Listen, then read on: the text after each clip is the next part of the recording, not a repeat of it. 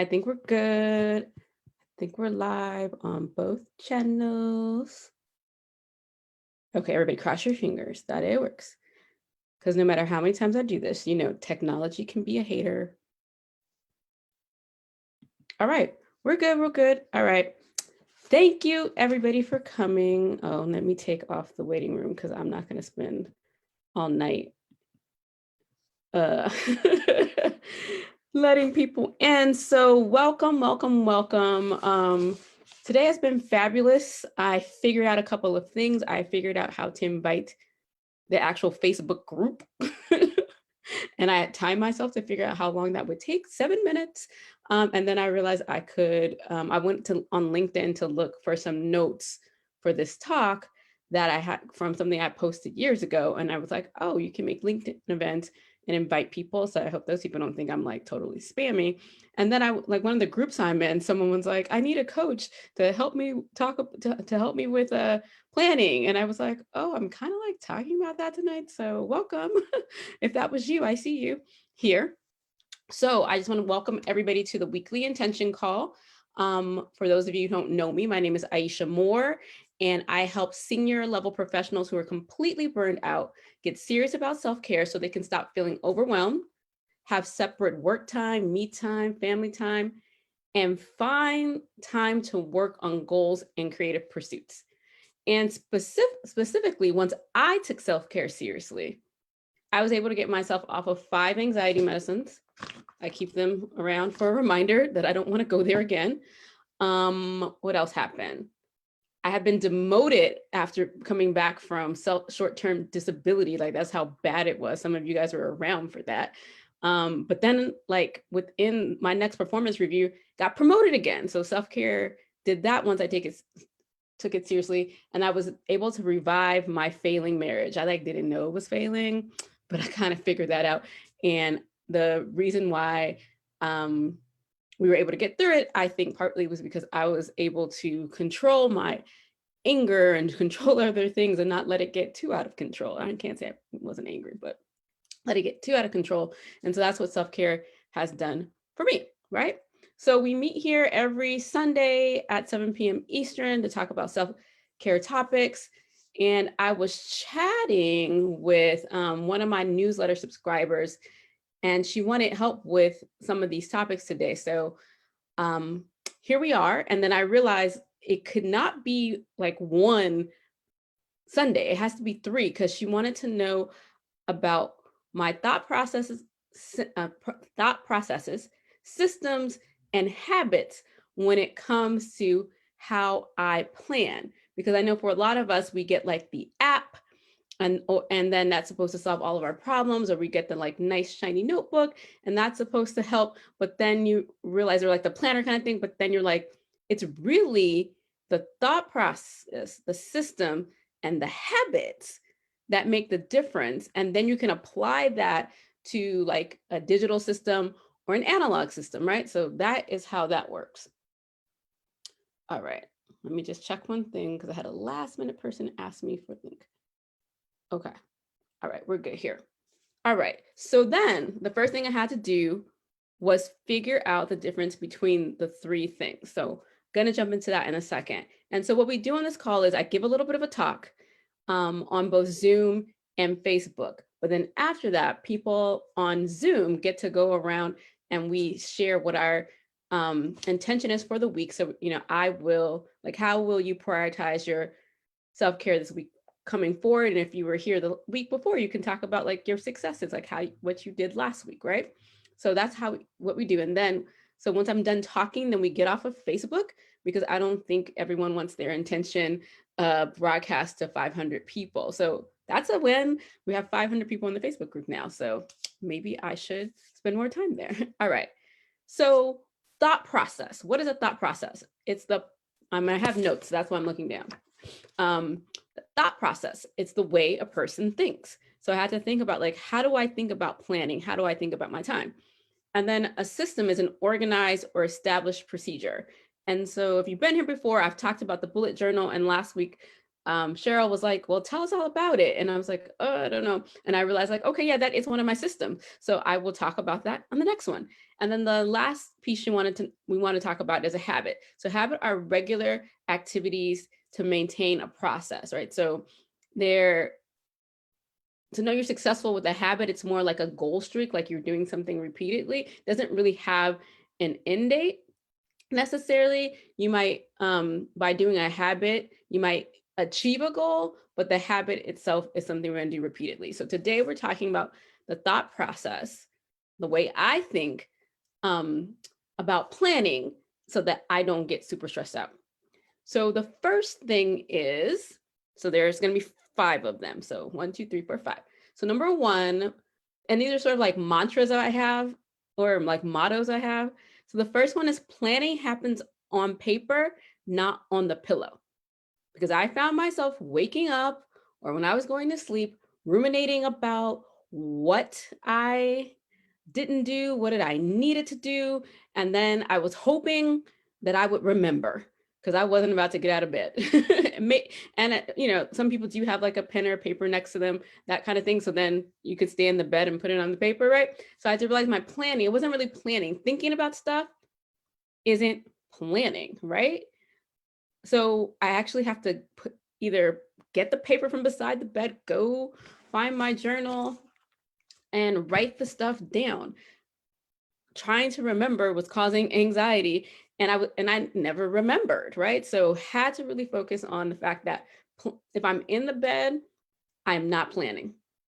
It only starts to become a plan once it hits the paper. So that's the first thought process that I have. Planning happens on paper, not on the pillow. The second thing was I had to define what is non-negotiable for me when it comes to my life vision, right? When it comes to my life vision. Let me open the chat because I see Eric has a thing. Do I have a Word file or PDF with the notes from this meeting? I don't. I typically just sort of give the talks here because so one of my big values is integrity, and I'm like actually struggling with this right now. The difference between like what people get in my class and what they get here, and I'm like trying not to overgive in the free section. So that's kind of why I don't do it. And so, but I'm open to consideration to figure out how we can make this work. So I'll hop back into the messenger thing, Eric, and we can chat about it, right? Chat, I'm open, right? But I've been trying to figure out how I make sure that my paying clients don't come on this call and like, well, I just paid for all of that. What did I pay for, right? So I want to make sure they get what they pay for. So that's the only hesitation that I have. But there might be a way for me to make sort of like a light version of this without like every single thing that I'm saying. So I may be able to do like a bullet point thing that I sometimes do in like the newsletter. And I also do it like on Instagram. I usually just like will say the 5 things, but without all the details. So that could happen. But it's something for me to think about, Eric, for sure. All right, so planning happens on paper, not the pillow. So the second one is define non-negotiables that are connected to your vision. So for me, everything in my process starts with my vision. I used to have a very limited vision, was I want to be a manager, achieve that, and everything still sucked. So I had to make my vision bigger and figure out what was non-negotiable that would prevent overwhelm. So for me, those 2 non-negotiables for my vision are sleep and self-care. So when I build my calendar and everything, I make sure those are on there first, and then I know how many other hours I can give to work, community things, the family, that kind of thing, or yours might be sleep and family, right? So make sure you block that time out, and then you've created a little bit of time scarcity. What's left over can go to work or whatever it is that you do.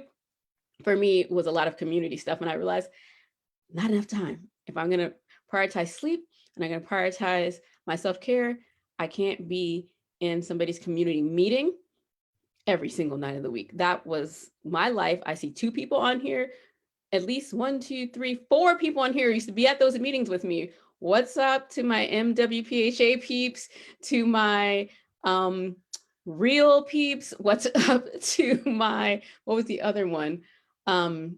place matter peeps. I was out there in the community. Like I see people on this call who were there for when I had all of these community commitments, right? So planning happens on paper, not on the pillow. Define non-negotiables that are connected to your vision. Number 3, my third thought process is I decided not to remember anything. I was like, I only have so much brain space. And for some reason, and someone said this to me the other day, maybe it's because some of us were like really super smart kids. And like, if you remembered a lot of stuff, like you were deemed smart or gifted. And I realized just for the life that I lead, stop trying to remember stuff because it causes me anxiety if I forget, or it's just causing me anxiety because I'm worried that I'm going to forget, even if I don't forget.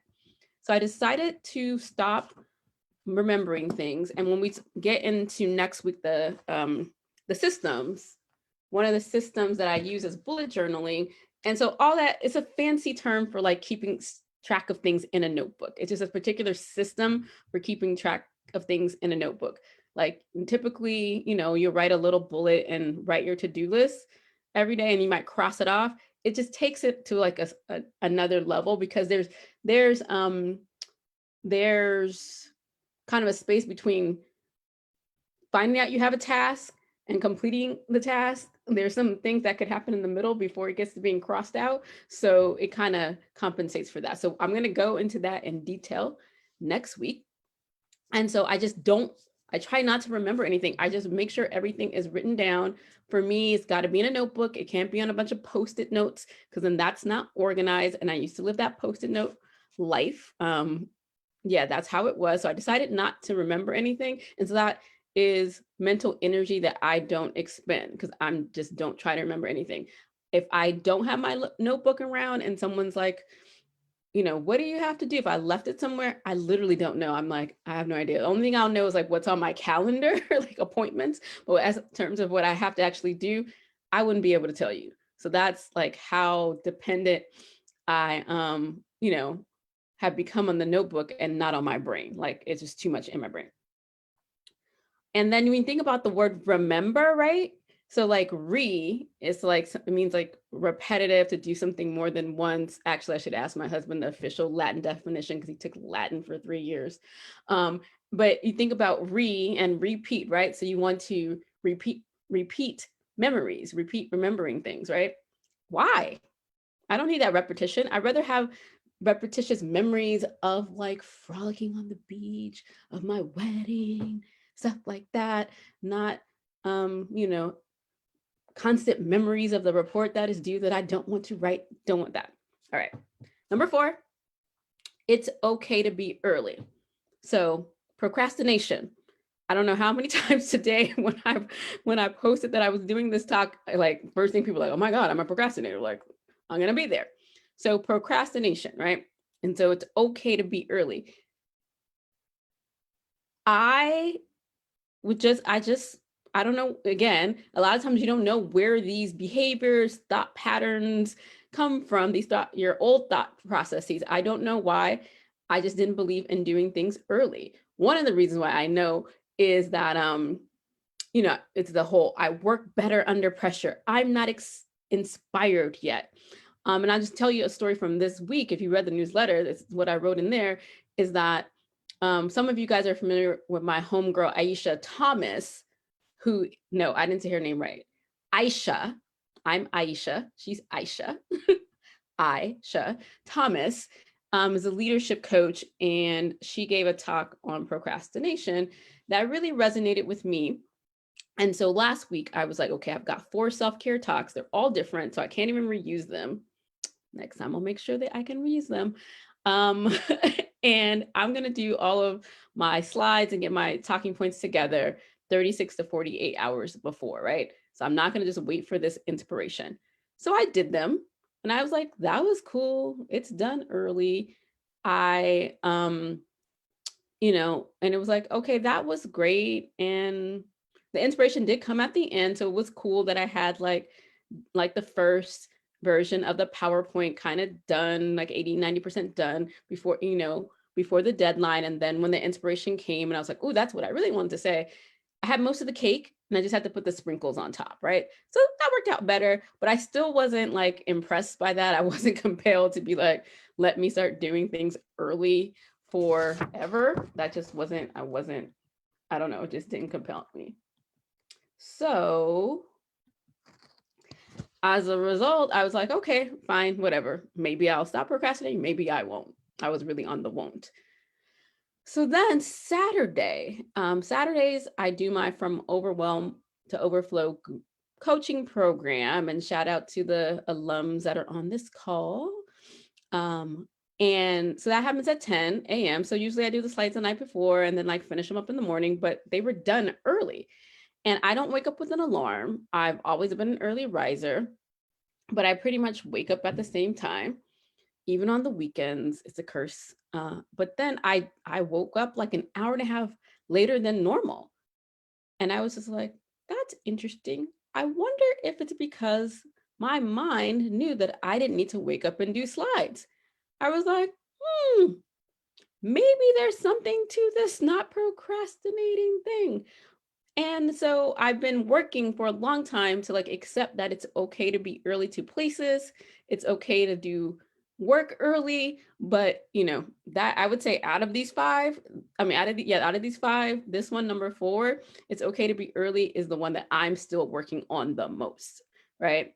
And if people around me, I say this to them all the time, but I'm also saying it to me, like, it's okay to be early. Like, just do that thing.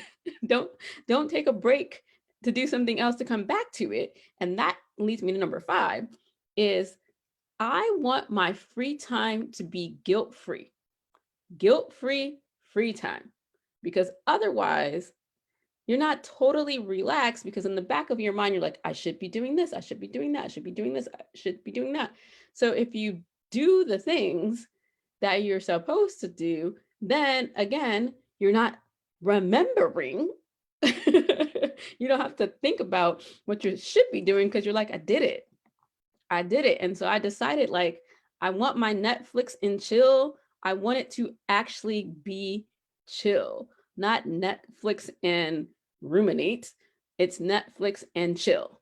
So that is the one thing that I really worked on, is so that helps me that motivates me more not to procrastinate and not to get myself all stressed out when it comes to planning. Because I'm like, if I plan this right, my free time is going to be guilt-free. I don't have to check my work email on the weekends or at night or whatever, because I know I've sewed it up. So there we have it. I'll go over all 5 again just to recap. And so planning happens on paper and not on the pillow. That's number 1.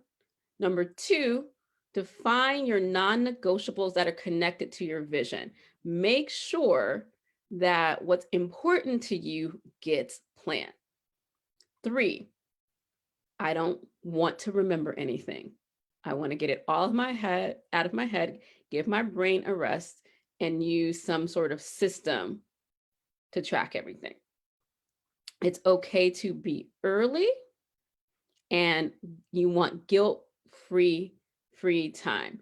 All right, so does anybody, I'll take a question or two, and while you guys are gearing up, so a question or two, or write me a takeaway in the chat. I'm gonna check and see, who might be hanging out on Facebook right now in the group. And you can unmute yourself. Questions?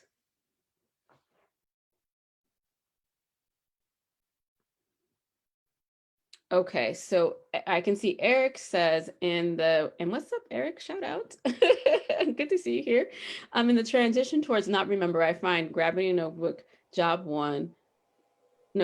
notebook 1, and then notebook 2. Is there a system you can advise? So next week, I'm going to go into systems. And so the system that I use for paper is bullet journaling. And so I kind of combine using my Google Calendar and the bullet journal together. So if you want to go to bulletjournal.com, do not Google bullet journaling. It'll send you off into fancy, crafty, overwhelmed land. Just go to bulletjournal.com and watch the video.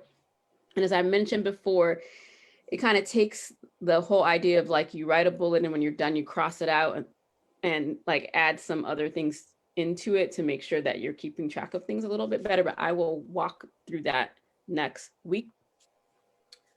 And Anjana, I think your message got cut off a little bit.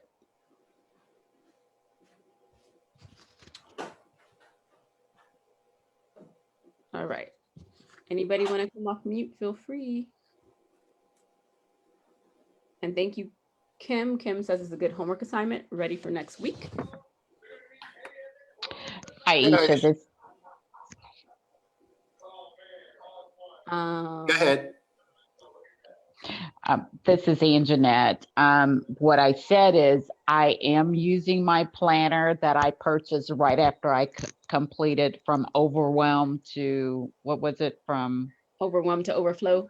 From overwhelm to overflow.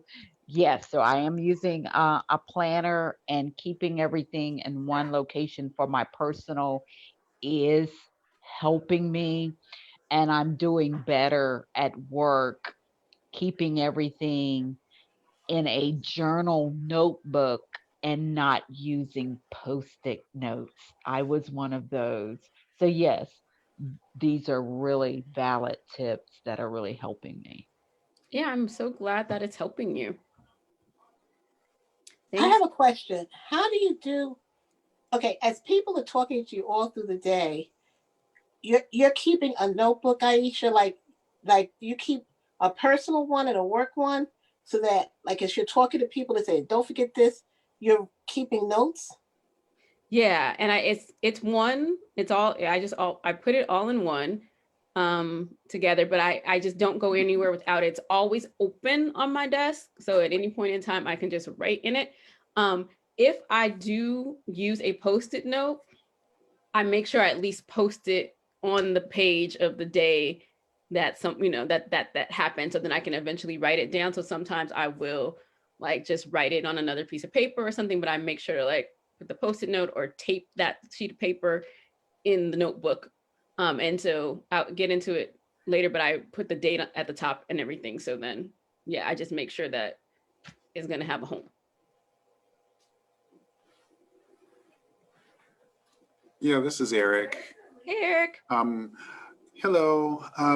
I was saying that, basically, so you're saying that you put everything in one journal, and I was using multiple journals for each like, so if I'm working on contracts, each one would get a different journal, for instance. Or if I was working on projects, I had one organization I was working with where I was working on 3 separate projects that really had nothing to do with one another. And so I was keeping separate journals, but I was still new to me trying to do this. So sometimes you just reach and grab and start writing, and then it's like, wrong journal. So maybe the one journal would work better for me if I just get one larger one. But the prioritization, I think that really kind of hit home for me, just figuring out what do you want to consider non-negotiable in terms of what's going to demand your time or whatever you're going to give your time to. So thanks for that. Looking forward to the rest. Cool. That's good, Eric. So yeah, you really do have to you have to force some scarcity in there. Otherwise it's like, well, that, well, I don't have any, I think part of it for me was that it was like, I don't have anything scheduled. So yes, I'm free, right? That was my mindset, but it was like, well, there's things that I want to do. It doesn't matter if I don't have something scheduled, that doesn't make it free. I needed to be filling that time up with other things that I cared about, and I just wasn't doing that. And so therefore, every time someone asked me to do something, I'd like, I am available, because I was only, I guess I was letting my thought process previously, I let other people dictate my time, and I never dictated it for myself. It was like, I'll fit in things for myself around when I don't have to respond to someone else. Like, yeah, that's like kind of crystallizing for me as I speak. That's what it was. So now it was like, well, no, let me figure out what I want to do. I want to read more books. I want to do this. I want to do that. Put that there. And then it's like, if I have time left over, then you guys can have that. but I got to take my me time first, right? I had this, this unrealistic thing that I was going to, at the end of the day, go to the gym or do whatever kind of thing. And it was just like, no, because you just gave everybody else your time. Now you don't have the energy, the wherewithal for that. So that's that. All right. So I have a couple of announcements. Let's see, what are my announcements? So if you're new here and you're not on the email list, you want to go to seriousboutselfcare.com. I'm going to write that. And there you can get a whole 10-step workbook to help you put together a really easy self-care plan. And it goes over some of the things I talked about today. So that's announcement number one. Announcement number two is the next From Overwhelm to Overflow program starts on January 9th, but enrollment closes on my birthday, December 19th. So if you're looking for a group coaching program that where I show you my step-by-step process as to how I got serious about self-care, and then I was able to figure out me time, family time, work time. I was able to have some creative pursuits. It boosted my career. It did not take away from my career. And I use these medicines to stabilize myself, my anxiety. And so I'm not saying I don't believe in medicine, but I got stable and it gave me the wherewithal to figure out how to make this work, right? And so that is what can happen for you, whatever those important things are for you. So that's what it was specifically for me. And so if you think you need some group coaching, then you can send me an email, send me a private message on any of the socials, because I know I'm in contact with all of you on the social, and then I can go into more detail about that. So that's number two. And number three is January 23rd is the next it's the next Planting the Seeds of Self-Care. It is the Mind and Body edition. I know a lot of people really love that 3-hour workshop. So what we're going to do there is we're going to have an amazing talk by Shani Richie Mohammed, who is a friend of mine, who's a mom, a doctor, a wife, who, was essentially like her health was being jeopardized by all the stress around her, whether it's work, microaggressions, being a mom. And then eventually she was like, I have to take care of my body. And she's going to tell you how she went from the stress, overwhelmed mom and doctor to doing CrossFit and losing 60 pounds. So she's going to talk to you about that. I'm going to break down habits. We're going to talk about what habits are. We're going to talk about tiny habits, habit stacking, because at the beginning of the year, everyone's setting resolutions, right? But in order to get there, we got to do some habits. And then we are going to do some restorative yoga, my favorite kind, because it's like sophisticated napping, because so many of us don't even know how to rest. I know I didn't. So we're going to do some restorative yoga. And then just like in all the other ones, you'll get a cool little box in the mail. And this time you could actually open your box when you get it, because you're not going to need to necessarily wait to the workshop to use that stuff. So that's exciting. Buy yourself an extra Christmas gift. So that's on sale also on my website. So check the newsletters, check the website, check the socials. We'll be announcing all of that as well. So let's say peace out to our friends on Facebook, and then we'll jump into the intention setting.